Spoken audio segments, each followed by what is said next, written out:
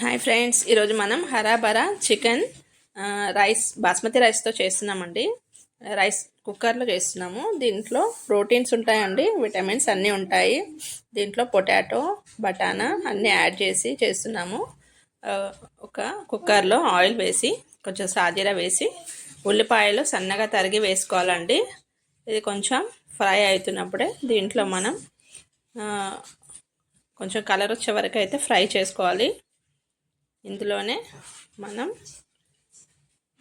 కొంచెం కొత్తిమీర, పుదీనా, పచ్చిమిర్చి, కొంచెం జీడిపప్పు అవన్నీ వేసుకొని మిక్సీ పట్టాలండి.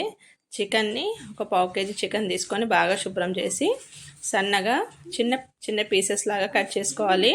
పచ్చిమిర్చిని కూడా 4 కట్ చేసుకోవాలి. కొంచెం ఏమో మిక్సీ పట్టి వేయాలి. దీంట్లో కారం అయితే వేయట్లేదండి. ఇది కుక్కర్లో వండడం వల్ల మనకి టేస్ట్ అనేది బాగా వస్తుంది. ఉల్లిపాయలు కొంచెం మిక్సీకి వేస్తున్నాము. దాంట్లోనే కొంచెం పచ్చిమిర్చి, జీడిపప్పు, బాదం, కొత్తిమీర, కరివేపాకు ఇవన్నీ వేసి కొంచెం సాల్ట్ వేసి పుదీనా, కొత్తిమీర కూడా వేయాలండి. మిక్సీ పట్టిన దాంతో మనం ఇన్స్టెంట్గా కుక్కర్లో ఒక 20 మినిట్స్లో చేసుకోవచ్చు. కొంచెం గసగసాలు వేస్తున్నామండి, కొంచెం డిఫరెంట్గా ఉంటుంది ఈ ఫ్లేవర్ అనేది. అలా మొత్తం కొత్తిమీర, పుదీనా కూడా వేసేసి బాగా మిక్సీ పట్టేద్దాం. మిక్సీలో ఇది ఆనియన్స్ ఫ్రై అవుతున్నాయి కండి, దాంట్లోనే వేసుకొని ఫ్రై చేసుకోవాలి. పచ్చిమిర్చి కూడా 4 కట్ చేసి వేసేసాము. కొద్దిగా సాల్ట్ వేస్తున్నాము. ఇలా చికెన్ కూడా ఇలా కట్ చేసి పెట్టుకున్నాము.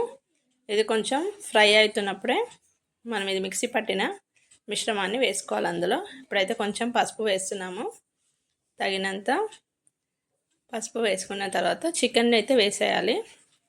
కొంచెం ఆయిల్లో అయితే ఫ్రై చేసుకోవాలండి, స్మెల్ రాకుండా. అందులోనే 4 పచ్చిమిర్చి వేసుకొని ఒక 5 to 10 మినిట్స్ అయితే పొయ్యి మీద పెట్టేయాలి. అల్లం వెల్లిపాయ వేయాలి.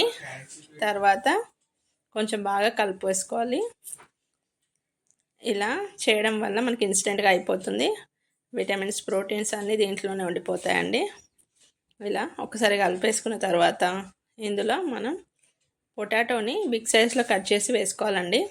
ఒక 2 విజిల్స్ ఇప్పిస్తాం కదా, చిన్నగా కట్ చేస్తే మెత్తగా స్మాష్ అయితే అయిపోతాయి. పెద్దగా కట్ చేసి వేసుకోవాలి. తర్వాత ఒకసారి కలిపేసుకున్న తర్వాత ఇందులో మనం ఇందాక మిక్సీ పట్టినది వేసేసుకుందామండి. పచ్చిమిర్చి, పుదీనా, జీడిపప్పు, గసగసాలు అన్నీ కలిపి మిక్సీ పట్టాం కదా ఆనియన్స్తో పాటు, అవి కూడా ఒకసారి మళ్ళీ 5 మినిట్స్ కలిపేసుకోవాలి. తర్వాత బాస్మతి రైస్ ఒక హాఫ్ గ్లాస్ అయితే తీసుకున్నాము. ఒక 3 మెంబర్స్ 4 మెంబర్స్కి సరిపడేలాగా. లైట్గా తినే వాళ్ళకైతే ఒక 3 మెంబర్స్కి అట్లా సరిపోతుందండి.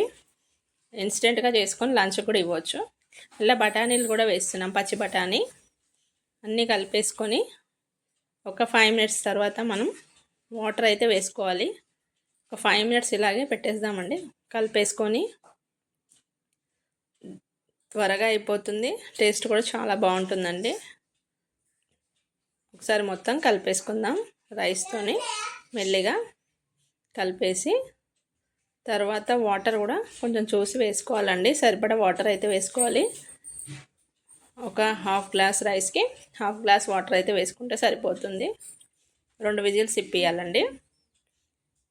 కొంచెం పెరుగు వేస్తున్నాం పైనుంచి.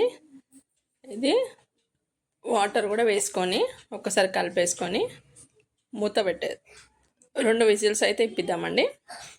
చాలా ఎమ్మీగా సూపర్గా టేస్ట్ అయితే ఉందండి.